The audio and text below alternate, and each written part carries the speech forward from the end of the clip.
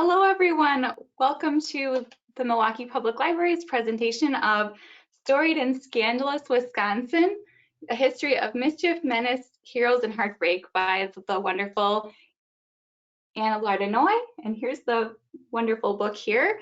Thank you so much for coming and for adapting to our virtual programming. We have some handout links attached. So if you look on your chat panel, there's a link to handouts like Anna's wonderful website, links to purchase her books, and some library stuff like our Stay Connected page that has links to programs and what's going on at the library and how we've adapted to the pandemic. And we also have our former library director's statement on race and equity, as well as a list of books that are great to take a look at. So that's in our handout section. I also want to direct you to our questions box. So if you have any questions during the webinar for us, for the Milwaukee Public Library about library stuff, or of course about Anna's book that we are talking about this evening, feel free to put them in there, and we're going to take questions at the end. My wonderful coworker Becky is standing by behind the scenes, so she'll be able to, like, if you're having any technical problems or anything like that, be happy to assist with that and answer library related questions. All right, and with that, I'm going to introduce Anna. I'm going to read from my phone so I get everything right. Anna's the owner of Gothic Milwaukee and the author of Milwaukee Ghosts and Legends and Storied and Scandalous Wisconsin. We've had her at the Tippecanoe Library, which is normally my branch, and she's just a delight to have. And with that, I'm going to go ahead and pass it over to Anna, and I'm going to turn off my camera. I'll see you on the other side. Thank you so much. I like it. Hi, everyone. I am really excited to be with you tonight. I wanted to come out and share with you some stories, some new ones, some old ones. Maybe all are new to you, but we're not quite done with the spooky time of year. So I decided to mix this up, some spooky stories from my first book and a few scandalous stories from my second book. So this will be a very Milwaukee-centric presentation, and I hope that you find it a lot of fun. So just moving right on, and we're just going to jump right into spooky. You may recognize that building, and it might look a little different than you're used to seeing it. What we're looking at on the screen right now is what the Pfister originally looked like when it was built. Now we see it with the tower that was built in 1965 and looks, a little bit different, but you can still see the essence there. And I have spooky stamped on this because you might know that this is Milwaukee's most famously haunted building. Here are some pictures of the interior from these early days.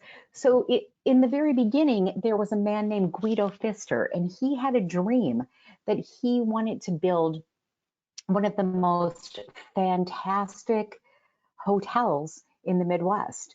And he was almost to his goal. He was building the Pfister Hotel, but about 6 months before it was completed, Guido Pfister dies, and his adopted son, Charles, takes over.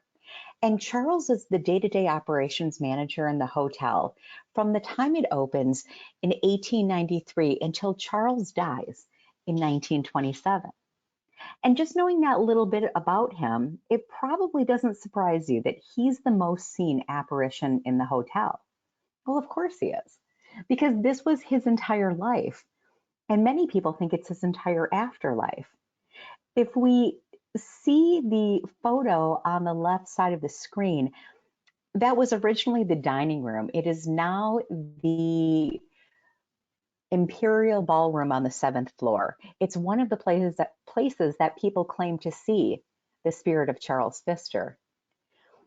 People most often see him in the grand staircase in that Imperial Ballroom, or if you're extremely lucky, he may appear on the 6th floor, which is where his suite of rooms were in the hotel. Most of the claims of seeing Charles Pfister happen in the original part of the hotel, which makes a whole lot of sense. And some people believe that he's the source of these Major League Baseball problems that have become so popular there. You've probably heard about Major League Baseball players and the Pfister Hotel. It's pretty well known that if you're a Milwaukee Brewer and you stay at the hotel, you're going to have a restful night's sleep. But if you're in town to play against the Brewers, it might be a tough night. And some people think that that's courtesy of Charles Pfister. There have been so many reports of supernatural things happening to these traveling teams that Sports Illustrated has done an expose on the hotel, so has ESPN. And you might even remember that as recently as the summer of 2018, a Cardinals pitcher jumped onto Instagram in the middle of the night saying that he was touched by the Pfister ghost. The next day he plays terribly, he blames it on the Pfister ghost. And some people think that that's Charles Pfister still rooting for the home team, which I think is a delightful story. And Charles Pfister, one of my very favorite apparitions of Milwaukee. But we'll pivot from spooky into something that's a little bit scandalous.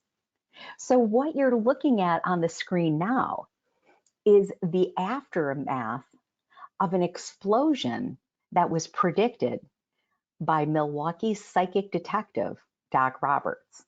I'm not sure if you know this, but at one time, the most famous psychic that lived in the United States lived right here in Milwaukee.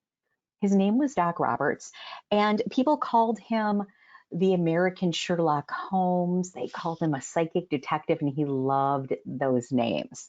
He was a Welsh immigrant.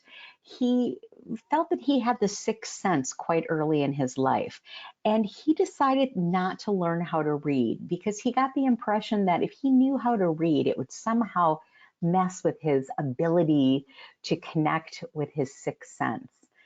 So he is famous for a number of cases. He was able to lead detectives to the body of missing people several times. He was able to predict where a murderer was hiding out in Canada. But this image is really what solidifies him in Milwaukee history. He predicted that there was going to be a series of bombings in Milwaukee in 1935. And wouldn't you know, within days, explosions started happening in Milwaukee. It started first at the Shorewood Village Hall. There was an explosion, 2 people died. And then people heard that there was this prediction and they started begging the police, work with this psychic. And the police said, no, it is a coincidence. We're not working with a psychic. And then 2 banks were dynamited. And then a police substation was dynamited. And all of the while these explosions are happening, people continue to point back to this original prediction saying, this man knows something. Well, he got enough of this scenario right that he is solidified as part of the most interesting things that happened in Milwaukee in 1935. He even correctly predicted the neighborhood in which the bombs were being built and got it really close on the final day of the explosion. What we're seeing here is the aftermath of the final explosion. The bombers, who many believe now to have been some disgruntled young men who may have been lashing out against all the economic injustice that was happening during the Great Depression. Well, these young men were building a bomb and accidentally blew themselves up along with a bunch of things in their neighborhood. And so that's what we're seeing here. Unfortunately, one 9-year-old girl dies in this last bombing because her bedroom wall collapses on her. So Doc Roberts correctly predicts that there's going to be a series of bombings, correctly predicts The neighborhood in which the bombs are built has the final day of the explosion in pretty much the right place, an explosion that's so powerful it can be heard for an 8-mile radius, which is like an announcement bell all over town that he was correct. And to this day, some people still use his name as evidence that psychic phenomena exists. But if you were to ask the Milwaukee Police Department during that time, although some of them might have agreed with that, others would have listed all the reasons he was a charlatan, and there were many. So he's a complicated and interesting character, definitely falls under scandalous, and someone you can read more about in the Storied and Scandalous book. So let's see what's next on our hit list. Spooky, one of my favorites. I'm not sure if you recognize this place or not. This is an image of the inside of the Miller Caves. They were originally built because this was the time before refrigeration, and they needed to have places to keep the beer cool. But once refrigeration became commonplace, it wasn't needed anymore, and the employees would use these caves as a place to cool down. It was really a desirable place to be, especially after working in the heat of summer on those factory lines with vats of boiling water. It was a refreshing place to cool down. And sometimes young men and women from the line would take strolls in these tunnels at night to cool down during the hot summer heat. And that's what's happening in this famous story that has endured for more than a century. There were young lovers that had spent the summer walking through these caves and courting in the cool darkness, maybe holding hands, maybe if they were feeling very bold, tucking into a dark corner and stealing kisses with each other. And they went on like that all summer, just quietly falling in love. And as summer comes to an end, the young woman is waiting for her paramour to get off work, waiting at the mouth of the cave. I always imagine her as maybe having a new dress or maybe a new jewel in her hair, something a little different that night. And she is eagerly anticipating him walking out of that doorway, and it doesn't happen. As the minutes tick by, she becomes more and more anxious. Perhaps when she hears the church bells ringing, she realizes how long she's been waiting, and he's probably not going to come. And she's filled with all of that anxiety that you're filled with when you're young and in love and you don't know how the other person feels. And she goes home devastated and dejected. She climbs into bed, pulls the covers over her head, and just calls it a night. But what she doesn't realize is she wasn't being stood up at all. This young man was as eager to see her as she was to see him. And he was rushing to her so quickly that he slipped on the stone stairs and struck his head on one of the steps, rendering him unconscious. And it was quite a blow to the head. He did not come to. A doctor comes, they bring him to his house. He's still unconscious. A late night phone call wakes the girl up. She hears about this accident, and she is mournful. But he's a young man, she's a young woman. They think it'll be okay. But he never wakes up again. And he dies in the days after. This young woman, who is a healthy girl, nothing wrong with her, dies months later. Well, some say of a lung ailment, but the people who knew her best claim that she died of a broken heart. And it was shortly after she dies that a strange lights start appearing at the mouth of the Miller Caves, a shimmery glow, they say. And sometimes Late at night, security guards claim that they hear some footfalls walking through these halls, maybe sometimes a little giggle. Many people believe it's the lovers reunited in their special place, continuing to court as they walk through these tunnels, forever in love. And it's a beautiful story. And it's been part of the Miller lore for so many years that no one remembers who the names of these lovers were. But many people still claim to see and sense them to this day. Something fun to check out. And now we'll switch gears again and look at something a little scandalous. You might recognize some of these pictures on the screen. What we're seeing on the left is Frankie Balistreri, and he is in between his two sons. We're seeing on the right, Sally Papia. They called her the Queen Bee of the Milwaukee Mafia, and both of them can be stamped with scandalous. There is a chapter in the book titled Storied, Scandalous, and Mobbed Up.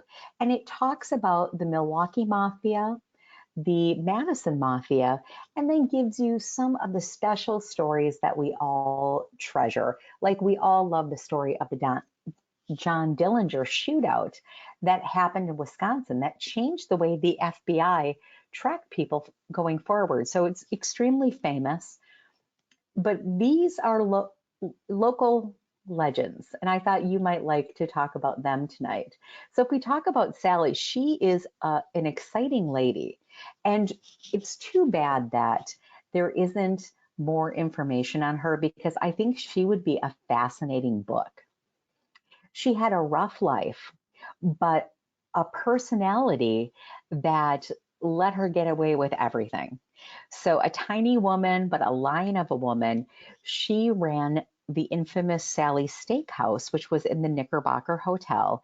And it was the place for everybody to see and be seen. If you were anyone, a politician, a mobster, a local celebrity, you were at Sally Steakhouse wining and dining with the Queen. And she loved the attention and the notoriety.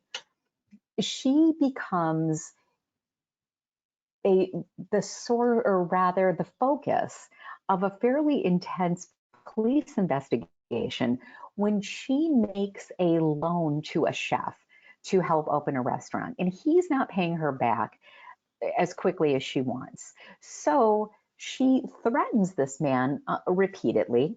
And when that doesn't get what she wants, she hires someone to at first beat him up and then later start his restaurant on fire. Well, they actually do set the restaurant on fire, and she, as bold as brass tacks, tiny little lady in real life, comes clip-clopping up to this chef on New Year's Eve. They see each other out in a social setting.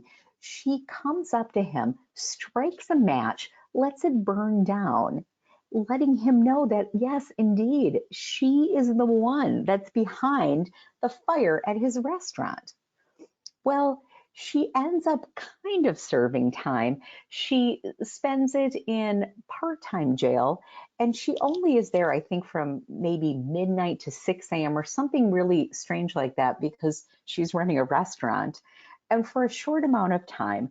But then because she's the boldest lady ever, she ends up suing this man whose restaurant she started on fire for the remainder of this loan, and she wins. So that is just one of the crazy things that she is involved with. The sad part about her life, she had some history of dating really terrible guys that treated her badly, but in the very end, she is maybe undone by the bad relationship she has with her biological daughter. And it's unfortunate that we don't know enough about that to really know what happened to her on that final ride that she and her daughter took together in a car. But they had an extremely rocky relationship, which plays out in public and in the media. And they end up dying together in a car accident on a slippery road. And many people question whether that was accidental or because of a fight in the car. It's something we'll never know. But it's certainly something you'll ponder when you read the story about Sally. And we get to Frank Balistreri. Now, he was Milwaukee's mafia king. And his arrogance really brought down the Milwaukee mafia in many ways, because he wanted people to think of Milwaukee as not junior Chicago, but mobbed up in its own right with people who were as powerful as Chicago and New York mobsters. And that desire to have that recognition is really what helps bring his organization down. So if we've seen the movie Donnie Brasco, we know that Donnie Brasco is an undercover FBI agent who infiltrates the New York mob because he's able to. He's Sicilian, he speaks Italian, he is able to blend in with these people. And he takes a visit to see the Chicago mob. Well, while he's there, Frank Balistreri wants him to come up here to, see what Milwaukee is all about. And while he's entertaining this man who's really an FBI agent, he lets him know, just as a brag, that he is the person that was behind the bombing that killed Augie Palmisano, a low-level mafia guy who is just kind of really involved in like selling bootleg fruit and some racketeering and gambling. And he says that he had him killed because he showed the Don disrespect. Well, while Donnie Brasco is listening to all this, he is recording it on a wire. And finally, the FBI has some stuff that they can use because they've been following this guy relentlessly, but they didn't have the goods. But with this recording, this kind of breaks the case wide open. And so you'll see in the book more stories with Frank Balistreri, how this bombing helps bring him down, the other missteps that he made as he got a little too powerful and thought a little too highly of himself. Definitely some of our most interesting contemporary scandals happen with Milwaukee organized crime. Can't wait to share them with you. Let's see what we have next. Ooh, this is great because this is both spooky and scandalous.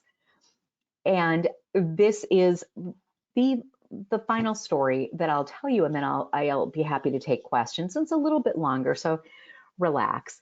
You, as a Wisconsinite, definitely know of Frank Lloyd Wright, one of our most revered former citizens, a world famous architect. And his story, the scandalous part of the story, begins in Chicago. He is an architect and he is hired by a man named Cheney to build a house for his wife and children. And while Frank Lloyd Wright is designing this house with his wife, he falls in love with Mama Cheney, and she falls in love with him. Now, Frank Lloyd Wright is also a married man at this time, but the two of them are so passionately in love, they don't care about anything. They don't care about convention. They're so swept up in this love affair that they actually flee the country for a while so that they can just be together without constantly having to worry about people talking about them. But they eventually come back to the country. And Frank Lloyd Wright's mother gives him a piece of land in Spring Green. And that is where he decides to build Taliesin. And Taliesin is going to be a monument to how much he loves Mama Cheney. And so he begins to build this house. Now, keep in mind, he is still married to his wife, Catherine. She refuses to give him a divorce, but he doesn't care because he's so swept up in this love affair and she is so in love with him. They live in this isolated world of bliss. And he builds Taliesin, and he travels during the summer for his job, and Mama has her children come up to Chicago to stay with her for a little while at Taliesin. And this is where the tragedy begins. No one knows why this happened. It remains a terrible, horrible mystery. But on this hot summer day, when Mama and her children are sitting together in an outdoor gazebo eating lunch, their jack of all trades employee, Carlton, approaches them and kills each of them with a hatchet. Mama right in the head, her son also hit in the head. Her little daughter didn't die right away, and Carlton had to chase her onto the lawn to hit her with the hatchet and kill her. So the three Cheneys are dead, but Carlton is not done. In the dining room of Taliesin, all of the employees that work there, the people from the architecture school, people from his firm, are eating their lunch. They have no idea what's happening outside. And Carlton pours gasoline around this dining room and lights it on fire. And when people start to try to escape the room to get away from the flames, he is there with that same bloody hatchet, whacking at them as they're trying to flee from the flames. It is a terrible massacre. It's awful. Mama and her children die. The children's bodies are sent to Chicago. There is a monument to Mama at Taliesin. There is also a small cottage on that property, and many people claim that they see the spirit of Mama in a pristine white gown, flitting through the fields, in and out of the windows.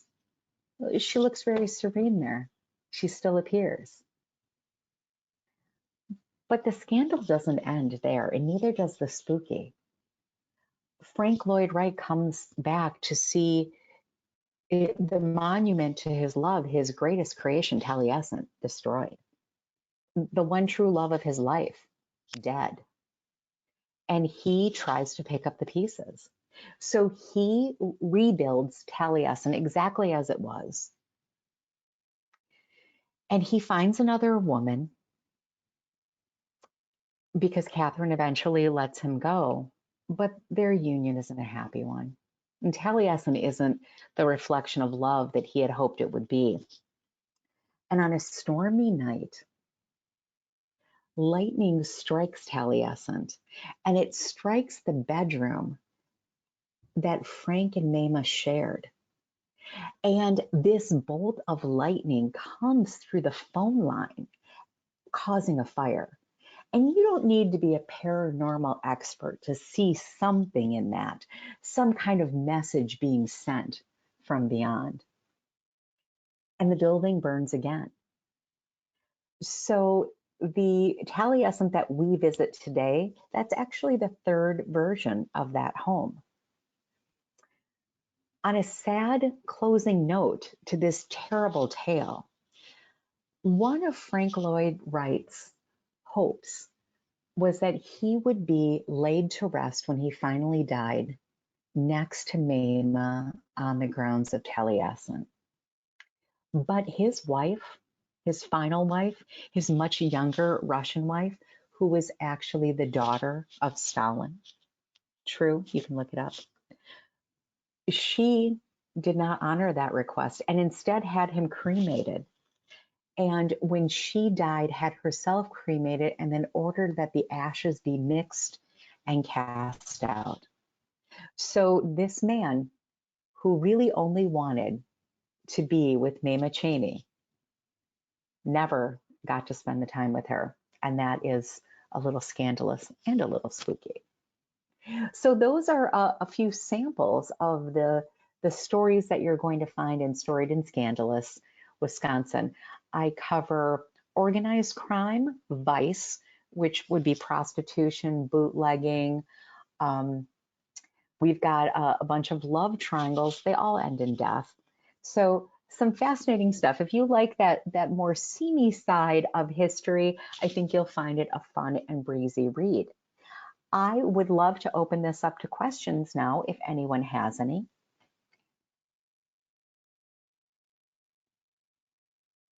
Hi there. We'll just give everybody a minute to get their questions in. Sure. In the meantime, did you want to talk a little bit about Gothic Milwaukee and your tours and things like that? Sure. Well, many of you probably are here because you are ghost tour fans. We are all done with ghost tours this year because of cold and of COVID. So it's a double hit. And we'll be back in spring. Hopefully, everything will be better again next year, and we'll be able to pick up a full schedule again and return with costumes and fun. And one exciting thing, while I wait for questions, I have another book coming out in July. So you all, if you follow me, you know that I do love a maritime disaster. This next book, maritime disasters. And in fact, there is a chapter of scandalous maritime disasters in Storied and Scandalous because I can't get enough, and hopefully you can't either. Yeah, I saw that's available for pre-order at Basel when I was looking up the links to link to. So that's in the handouts if you want to pre-order that book. Let's see, it looks like we have a couple questions here. Oh, great. So someone's asking, what happened to the handyman Carlton in your final story? Okay, well, this is good. But he he hides out, I think, in a water heater maybe, and they eventually find him. He tries to kill himself with lye, and so he's never able to say anything because they didn't give him medical attention. So the fact that he it's never known why he did this makes this an even bigger mystery, and I think it's part of the reason why it endures is because it remains so unknown. Great question. Yeah, absolutely. And then someone's asking, can you tell about the church where the lady in black visits on cold nights? Ooh, I'm not sure I am familiar. Oh, are you talking about St. Mary's? Let's see. And are you talking about St. Mary's? Yes, she said. Yes. Well, that is not in the book or in either of the books. So that's just a special tour story. But if you are hoping to maybe catch a glimpse of a piece of Milwaukee folklore on bitter, bitter cold nights, many people claim that they have seen the apparition of a young woman sitting by the statue of St. Mary on those bitter cold nights. And some people even line up, staying in their cars, hoping that they'll catch a glimpse of her. So it's getting cold and we don't have anything to do. So you might want to consider that if there's no vaccine in January or February, you go safely look for a ghost. That's very interesting. Let's see. Someone's asking, have you ever felt the presence of a spirit at any location? Well, I feel that I have had contact with ghosts before. I not often when I am working, because when I'm doing tours, that is really my work. And so I'm focused on making sure I remember my story and that there is no one coming that's going to hurt us. Like there's just a million things running through my mind. But if I were to say, like, some of my most special feelings about things on my tour. Of course, Charles Pfister means so much to me because not only do I love the Pfister, but many of you know I was the Pfister narrator for a year. And that was just a magical time where I was just walking down every dark hallway saying, Charles, please come and visit me. You know I want you to. And then another spirit that I feel really touched by it on the tour is a young boy that I used to have help me on the tour. And if you were with me in the early years, you might have seen this happen. Um, I used to get really, really nervous when I would give the tours. And if I just didn't feel like the people on the tour were feeling me, on the way back, it's kind of a longer walk if you've been on the tour to the last stop. And I would just say in my mind to my very last spirit, I don't want to ruin anything for anyone, you've got to help me with this. And that spirit did. I know that that makes me sound like a nut, but on there were times when I called out in my mind for this spirit to help me, and at a certain part of my story, this street light would be flashing, and it's really hard for me to predict exactly when I'm going to be in a place. So it wasn't like I was there every day at the same time for it to happen. It just seemed to happen in part of a story, and I always tell it slightly different.